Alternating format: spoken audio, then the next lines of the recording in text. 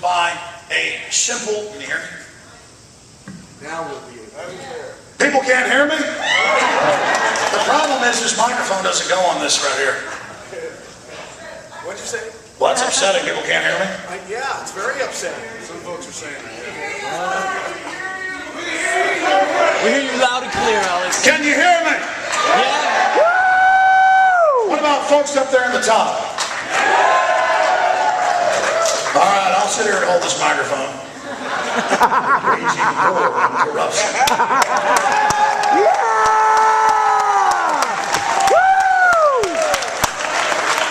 Well, hell, I'm upset now.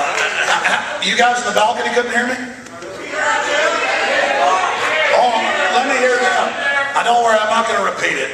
Hey, can you guys hear me up there? Could you hear me earlier? Okay, good.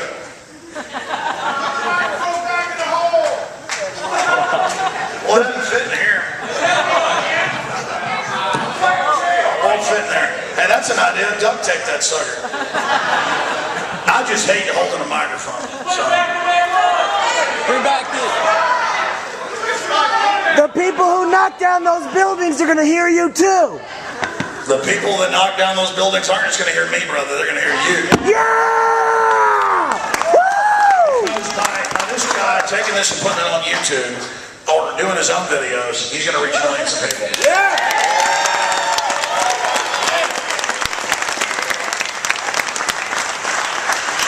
All right. I'll continue. Let me hook up this other microphone here. I got to do all this technical stuff or they'll get mad at me. I got a whole bunch of microphones up here. No.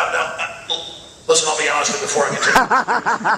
and then your questions. I was about to say your phone calls. Before I go any further, I've been holding for 2 hours. Seriously though, it is humbling to be here with you today. And it's humbling to just be able to interact with people and to have folks travel from all over to hear me. Because again, I just see myself as an average person, but in that averageness, I realize the overall power that all of us have together. And that's what's special. It's all of us here tonight saying no to the tyranny. We're not going to lay down, and we're going to go out and wake up everybody we can to this dehumanizing agenda. Go!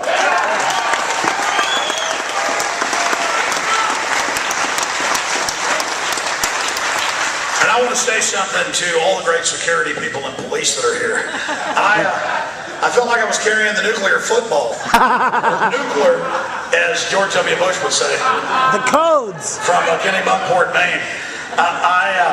Seriously, I pulled up and it was like they were rushing me in here. And I do appreciate them. And that speaks to compartmentalization. You know, I see the national media and I see how they show all these police brutality videos. And if you just go back 5 years ago, I would get very, very upset by those. And those are wrong on a case-by-case basis. But then I began to read more of the declassified psychological warfare manuals and things out there, and I began to understand that at a limited level, I'd actually played into the globalist plan. And all of us do. None of us are perfect. The fact is we're moving in the right direction. You know, a lot of people don't get politically involved because they want to have it perfectly developed before they say anything or do anything. The truth is we're not perfect, and it's in that imperfection that's the beauty of our species. But then I began to read the psychological warfare manuals, and I also read a lot of the training they gave to the SS, Hitler's Gestapo.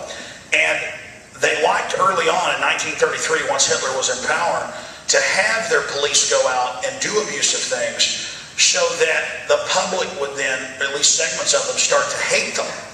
And then as the public began to start hating the police, that's what they wanted. They wanted the police to feel like they were in their own group.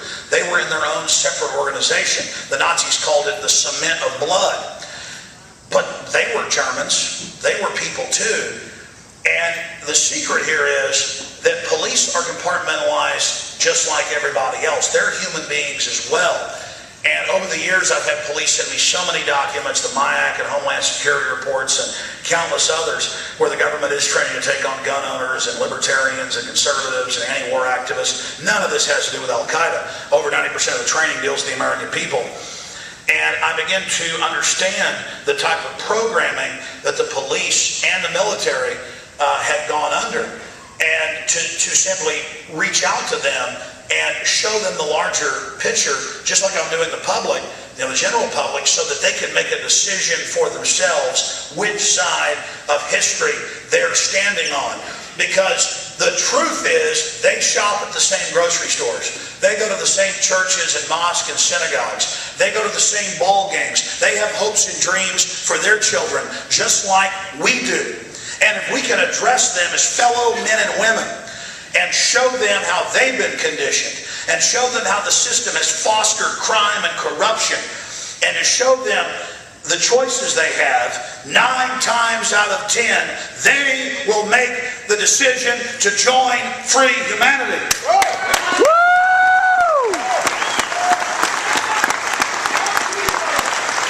Now, that said, and anybody can search this, out of Maryland or even Los Angeles, for more than 15 years, they try as hard as they can to not hire any police officers with 100 IQ or higher. Now, why are they doing that? Because they don't want people that are going to question. They don't want people that are going to see deception. They don't want people who are going to question corruption.